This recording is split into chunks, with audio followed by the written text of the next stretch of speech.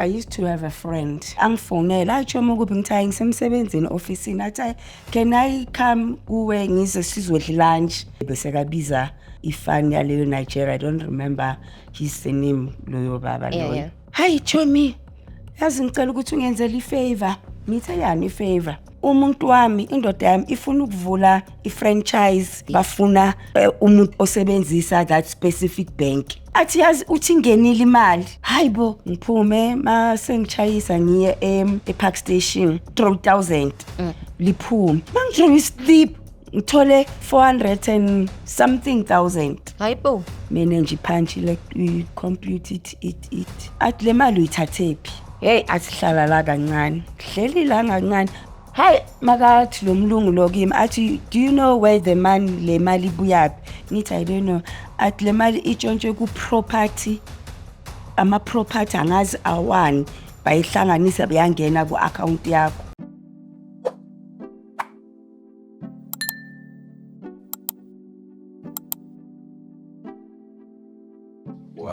Action to record. Sanibonani Dumelang everybody and welcome back to Soweto Podcast. Y'all know what it is. Happy New Year everybody. I hope y'all had a wonderful festive season. We are back again with another banging episode and I'm not alone today. Y'all know already. It's your girl Tamika Kessa back again with another bang. And guys, y'all know what to do. Become a member, subscribe, like, share and comment down below. Only positive comments. Again, let's stop these negative comment things. Now, without any further ado, let's jump straight into it and welcome our beautiful guest. Mama Mama. Okay. Good thing, Mamzo. You can push the camera and introduce it, Mama. Okay, my name is Joyce. Okay. From Mzimshope. Yeah. Let's wait to hang on the Mama ki maung shag I hotse joan chinging as well. Okay. Nikulele Zondi. I used to be married, having 2 kids. I lost one. Okay, excuse me. I've got 1 daughter now. Yeah. Okay, and then story sa how ki kaga ing for tswaretseng today. Ngiphathele stories ngikabua la ngejaka. Ngiphathele story I used to have a friend. Okay. Who bengifunda naye high school. And then saseparate wayohlala somewhere town. Mina ngaba nendlu eSlovoville. There's a place where I visit Slovoville la ngasemine. Okay. I've bought a house there. Ngahlala ngashonelwa umntwana. Ngabuya ekhaya after ashonile umntwana. I think ngabuya after 2 years ngimngcwabile. Ngangine life cover ke ngimcover nge-life cover. Sorry. Kwashona umntwana kuqala. After some time kwashona ubabakhe after 6 months. Oh, excuse me, Mama. And then I had to ukuthi ngibuye ekhaya. Ngathengisa imoto, benginemoto ke. I was driving a Beetle Butte, the old one. Okay. Ngahlala ekhaya ngaba ne-depression. After depression ngahlala ngaye bangibooka off emsebenzini for 6 months until a year. Ngihamba therapy in and out hospital, but I recovered. Ngathola umsebenzi eScorpion, bengisebenza eScorpion legal advisor. Bengisebenza report. Bank change abangisa eJoburg. Okay. Ngasebenzela eJoburg. Ngiselunchini one other day. I met a friend there in Kulinaye, a high school bisifunda sonke. How? Hi Chomi, Chomi. How? Hey, yazi ngiyezwa ngomntana. Hey. How kubukenzakalani ngisho wagula. Then ne husband how Chomi sa exchange my number again now this friend of mine. Athi yo mina ngaba nabantwana abayi4 ngithi yo ayinasani sabukuzala. Yazi that thing. Si exchange my number. After a month I think angifonela atsho ukuthi ngithayi ngisemsebenzini officeini athi can I come kuwe ngize sizodla lunch? Ngathi akuna problem, you can come, I'm free ngisemsebenzini. My lunch time is 1 o'clock until 2. Kamampela fike siphume se McDonald's siyodla. And then we starting catching up there mina naye saba too close again. Kunomunye umngani wethu la lokahlala la eVelizonti. Ngim-invite naye ngithe Chomi inviteile ukuthi mangizokwakhe ngizomvakashela because mara it was after I think 2 months 3 months sloke skiphane lunch ngoba bakahlala eJoburg and ngisebenzele eJoburg so boku easier for yena ukuthi bakasebenza into ze metropolitan field work bekeza ukuthi siphume sizodla. Right, one other day after mhlambe boma 6 months athi ngize kwakhe ngizomvakashela. One thing for sure nami ngithatha umntanami weekend Friday Saturday Sunday ngiyabuya. Ngifike ngihlale kube mnandi have ama drinks baphume sikhipha abantwana baye eBukusayibizwa iBioscope bayibukela ama movie abantwana bakhe uyalingana nalo umdalo wami. Okay. Hayi kamampela ke baphume baye ema movie nhlana. Masibuya boku after I think futhi after 2 months or 3 months lokho sizwana ku right. Ngiya kwakhe sithenga amabhodlela naye eza kwami yabo. After that mina ngithengise lendlu ngibuye ekhaya. Okay. Mangibuye ekhaya ngihlala egarage kube mnandi athi Chomi uboza every week ngiyakubona ukuthi usasenale lento le ngithi hayi nginayo vele uyazi mina ngiyaziphuzela nawe uyaphuza all this. One other time I think boku after a year lokho sibonana unabantwana abayi4 abayi2 laba abathola no baba wangala South Africa. Okay. Abayi2 ubathole neNigeria. Okay.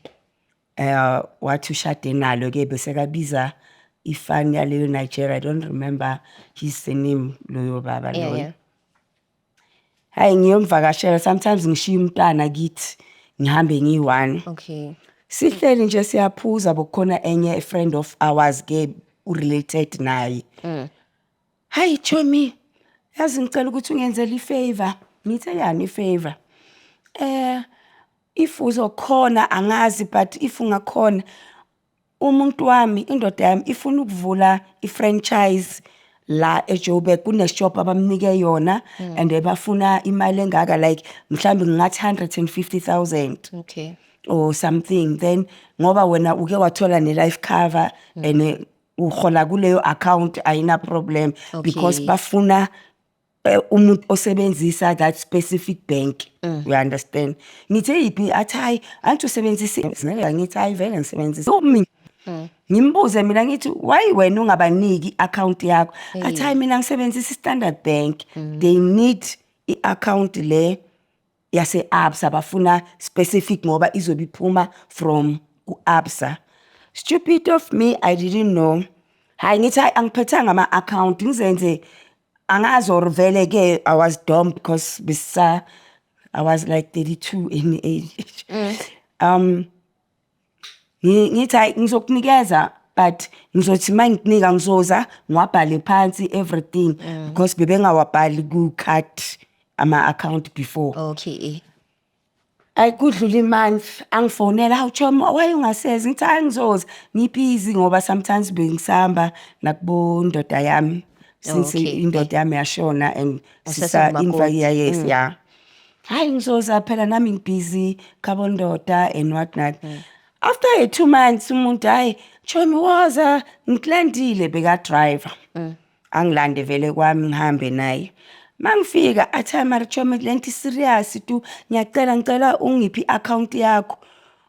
Ngathi okay uzothi mawuzongilanda after chuthi ngathi asijumpise i2 weeks mina bengihola nge25 ke esikopini ngathi asijumpise i2 weeks after i25 ama account adonsile and what not ngizokhona ukuthi ngize ungilande eShoprite lapho besihlangana khona sometimes athi ungawari ngizokulanda endlini ngitho what na problem kamampela vele afike kuyiFriday ngangijayisa ngo2 ngangisajayisa ngo2 I think Friday eScorpion. Hayi kamampela afike ngabo 6 7 azongilanda ngipakishe athi hayi ungakhohli ikhadi phela nama account number because ubaba lana he need that account so that azofaka le mali ufuna ukuvula next week or in other week or what not bazokhona ukurenovate and in ngithi hayi akungeke vele ngithathe account ngithathe icard ngibhala ama account number bhala igama lami ngibhala isibongo everything ngene emotweni sami masifika siyaphuza ke as usual besiphuza kudliwa kuphuzwa hayi choma kunandaba ungawakhiphi manje ama account unganginiki so nginika ama usoba because angifuni ukuthi uthi in hayi lokho kuyisunday sekumele ngihambe ngithe yazi choma sekumele ngihambe manje phela umntana Monday uye esikolweni and hayi choma phela ama account number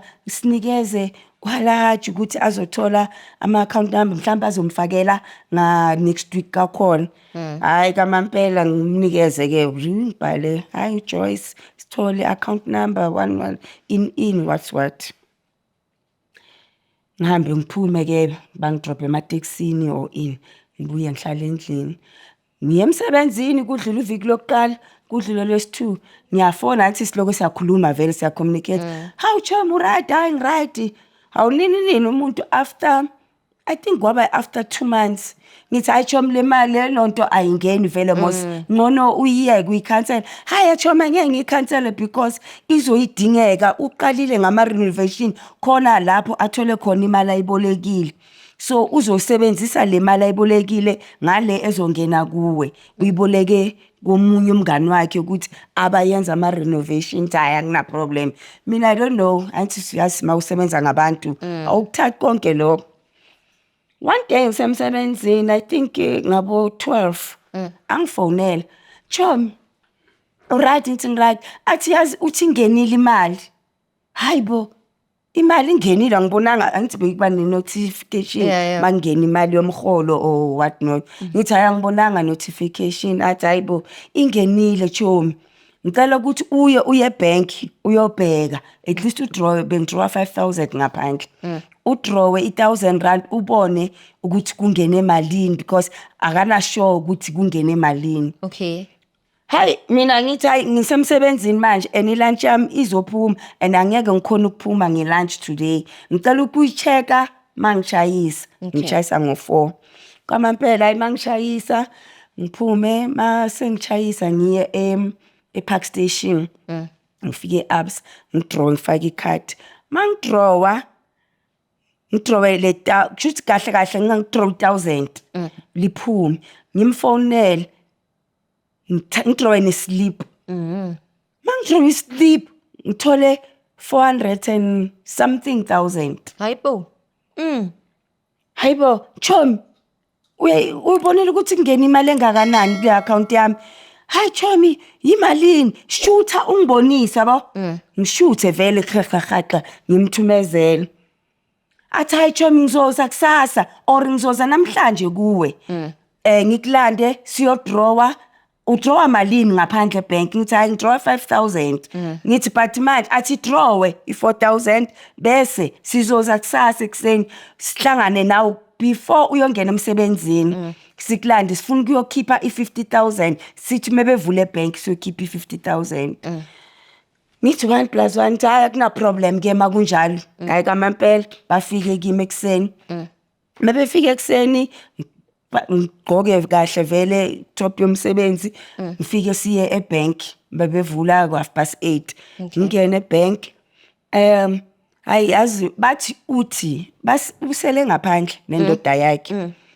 hayi uthi ufuna ukuthengela umntana wakhe imoto enugela kusho ugela nithi why manje ngisho kanjalo hayi ku right lokho mani usifuna ukubona ukuthi izophuma yabona hayi nami hayi ngifuna ukuyothengela umntana wami imoto uqedile evarsity ngifuna umthengela imoto or usevarsity or what not ebank bathi okay uzoma imele uzoyithola ngakusasa sicela ukuthi uhlale ubhalise yonke into bangishaye bayenze yonke kamampela following day futhi still babuye ngisemsebenzini ke manje ngadraw lapha ngasemsebenzini kamampela bayinginikeze leyo 60000 badraw 60000 bayithathe bahambe nayo kudlule I think kwadlula 2-3 days imali lokhu ikhona ku-account akenzakali nix ayikho ini angisazi ubani ekhaya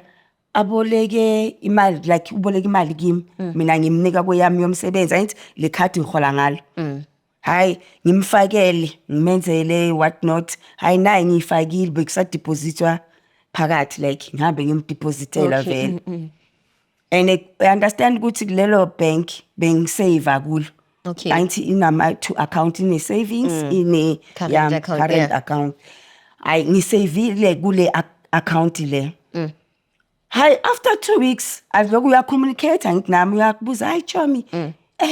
Alright, ngize sizodla lunch ngikhiphe ngithi hayi ungiyaza kuna problem. Kama impela siyaphuma siyama spare. Sidle spare kuyo le mali hayi draw uswipe. Yabo? Akanandaba indoda yami in. After 2 to 3 weeks babuya again. Hayi sicela ukuthi uyokhipha 100,000 manje. Bafuna upenda fakwa amasilingi ungayi kule bank oye kuyo Your first time. Sizoyosebenzisa ibank let me say nje eWestgate Okay. hayi angithi hayi nizongilinda ngichayise 3:30 amabank ayavala before bewavala 3:30 but hayi man asiye ngelunch ngithi I don't mind vele hour lunch lami as long ngizofika ningithathe si hayi kamampela siye kule bank yaseWestgate mangifika kule bank yaseWestgate ngene bama ngaphandle still hayi usho uthi indoda yomngani wakho ufake imali ku-account yakho ufuna ukuyovula what you call franchise in ufuna ukuyopenda and what hayi kamampela ngifike ngireport leyo nto leyo hayi vele in babizi manager mebebizi manager bathi hayi nangusisi uthi ufuna 150,000 inside undoda yomngani wakhe ufuna ukuyolungisa 1 2 3 imanager ithi angeke sikwazi ukukunikeza 150,000 at least singakunikeza 80,000 Okay. hayi ngiphume ngithi ithi ngifonele ngoba abekho manje bathi ngingasho ukuthi bangaphandle Okay. abekho ngifone hayi bathi bazo hayi right na 80,000 kamampela bangenzele lapho ke angazi ukuthi why yaphuma at the same day Okay. banginikeze leyo 80,000 ngiphume nabo ke ngibanikeze nayi 80,000 baphinde still siyaphuma ngithi lunch siyathenga amahenisi ngayo leyo mali kumnandi siyaphuza yo Jesus. dame impahla kuyajubisha after a month hayi umuntu hayi ngcono uyikhiphe yonke le mali Kusele malini so? let me say ngathi angibokuyi 400 and something thousand ngathi besokusele boma 270,000 ngoba bakhiphe 150 bakhipha 60 hayi azange bakhiphe 150 bakhiphe 8 bakhipha 60 kusele boma 200 and something thousand hayi sicela ukuthi uyikhiphe yonke ke manje sizoya qala before hayi asiyene casino eGold Reef Okay. wena uzofika uthi uzogembula ucela bakenzele icard leli lase Gold Reef ufuna at least udraw 50,000 uzogembula nge50,000 Okay. ku nami ngekhanda elincane ngiyangena lapha hayi ngizogembula in hayi lo muntu osethilini athi hayi why ufuna ukudraw imali engani ngithi ngifuna ukugembula this is your first time uqala ukugembula ngithi yes athi okay thi ngenzele ikhadi angenzele ikhadi bangayifaki ekhayidini athi okay athi kimi okokuqala ufuna ukugembula ngayo yonke le mali ngithi athi hayi mara sister ungayenzi leyo nto leyo yazi yenzani ithi sikunike 15,000 ugembule ngayo and then i35 uzoyithatha ke uhambe nayo mhlambe uzoyenza ngakusasa or in I can't lo ongaphi ummamela uthi asiyenzi lo nto first client elizogembula ayesimnike 50,000 ukuthi agembule at least amnikele yona leyo 15,000 ahamba yogembula bakhona bahleli ngale bazenza ngathi bayagembula abahambi nami konke lokho ngikunotice ukuthi umngani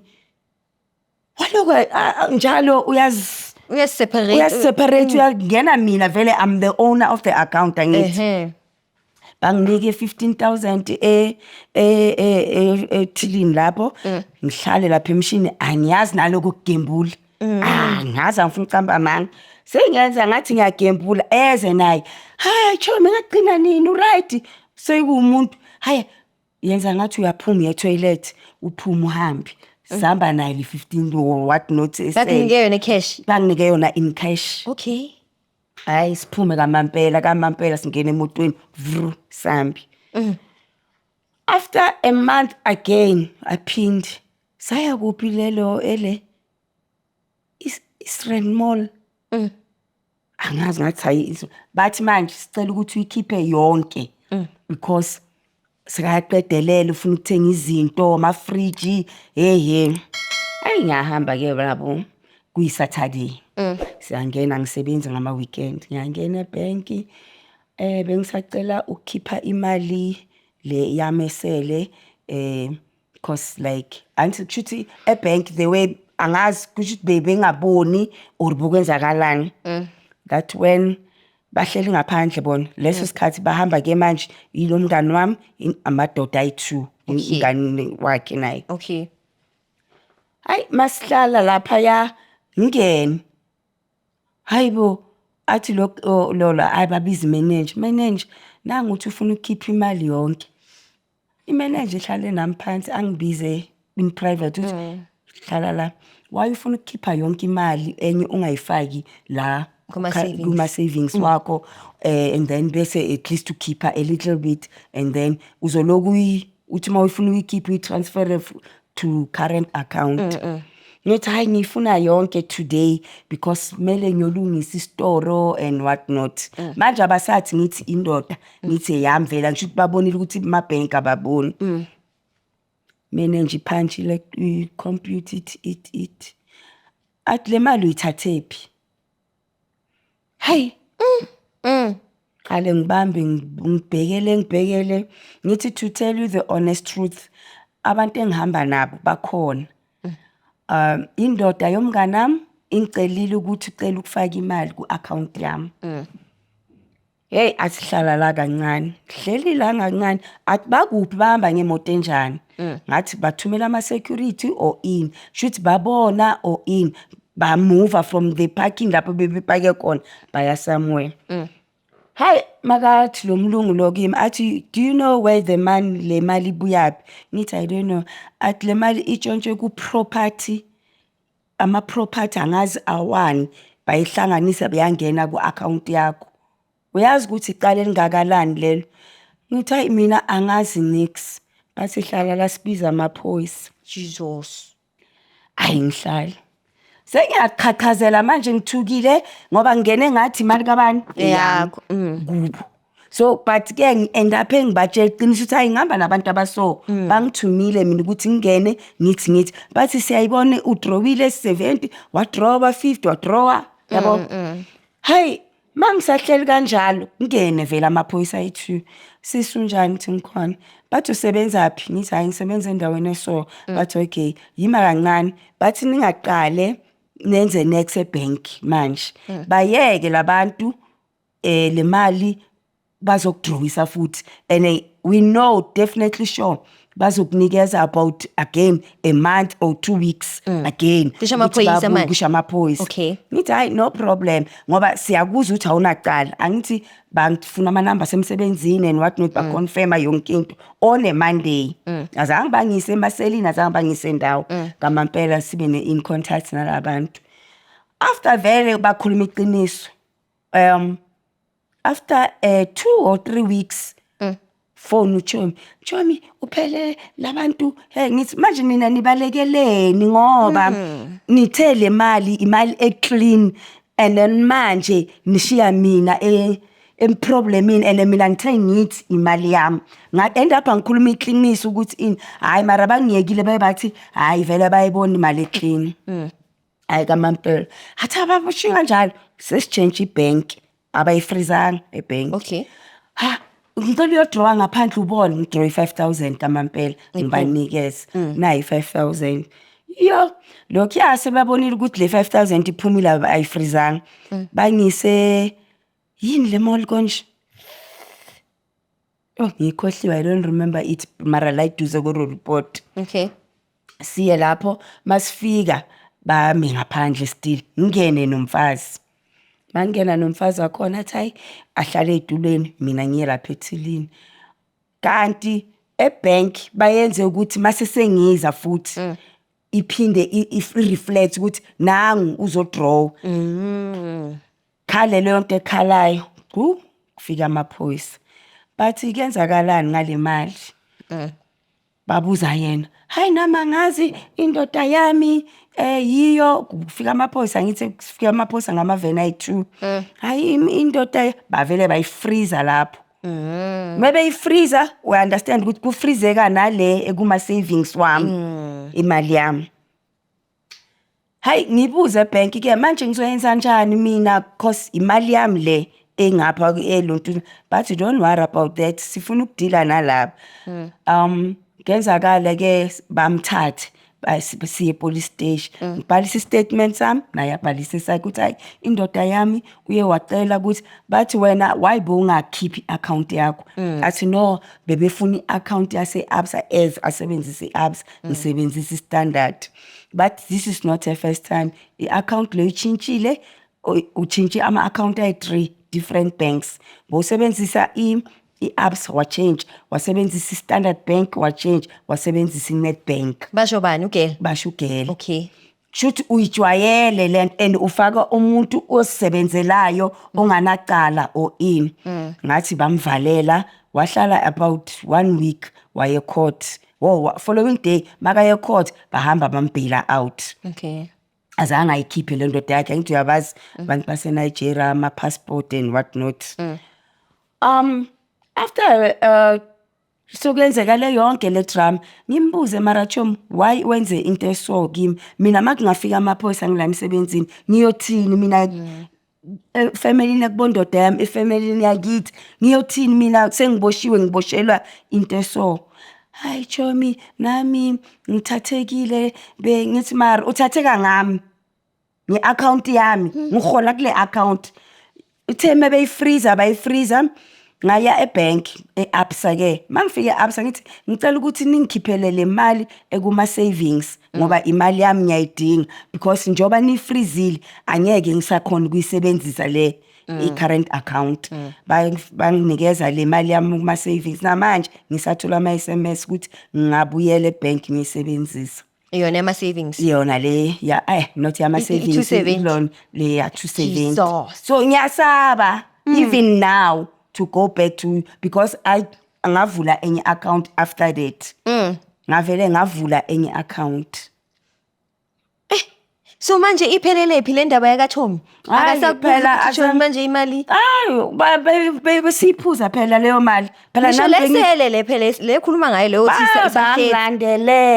bangilandelela beza ngemoto sikafika nama Nigeria ngingawazi emsebenzini njalo sobathi hayi le mali ngithi le mali bathi bayifreezile bathi hayi khona usise simaziyo bank othi iza ne ID yakho uzoyenza mangifika kuleyo bank wathi lo sisi hey ningazongifaka enkingane le account ifreezile anyeke iphinde isebenziswe anyeke at all isaphinde ivuleka hawu ngene nabo leso sikhathi lelo lingi angazi naye bathi bheka imani laundering ayenzani lo munye sorry athi anyeke iphinde ilunge le account bayifreezile nje ukuthi ungaphinde uyisebenzise. And then lento le yenzeke how many years ago? I think it was bengina 32 now I'm 49. Jesus. So something 270 down. Di mama. Yeah, and bangithumela honestly speaking ukuthi phone yami imosheka screen but come in take your money. They said come uzo activate account yakho and what not uze ne ID. So I'm scared to go there ngiyothi ngiyofika ngibizelwa amaphoyisa ngiboshwe or ngiyofika but le mali and engadlanga mina leyo mali bengidla nje ukuthi phuzwa ama hennies thenga impahla ini ngaleso sikhathi kuthengelwa mina futhi you understand but ke le yama savings shame banginikeza ngoba I think ngangina 60,000 le ngathenga ngayo second car yami. And then manje labantu abakazi baboshwa Azange baboshwe. bayenze kanjani ukuthi baphunyuke? Angibazi mina manager kwenzakalani. Okay, this Ngisho lady. nalo girl umngane wakho Yeah, waphuma phela naye wabhalisa ama-address wrong. kanjani? EUvel, bekahlala EUvel. Bathuthe EUvel bazohlala eHillbrow. From Hillbrow bathutha bayohlala ngaseGandhi Square. So manje nisesikimana kwenzakalani? Hayi, yazi ngakwata because ngangi angry. Ngamampela, to tell you the honest truth, ngangikwatile. Ngithi how can you do that to me? Manje iplan yakho ithini ngale manje? Angeke anginandaba nayo. Uyishiyela abazukulu. Hayi, ngiyasebenzela ngeke angeke ngikhone. Okay. Jesus. Awuthi ngibuze imibuzo ne? Okay. I already touched on that one. Nice one. I-commission njengoba wena bathi wena umphathi wemali kanje. Mamela-ke kuleyo commission azange ngithole next. Mina ngayenza ubutsotsi bami ngelinye ilanga ngisemsebenzini. Ngahamba ngazikhiphela 10,000. Ababonanga. Angithi abazi ikhadi lami kimi. Ngazikhiphela 10,000.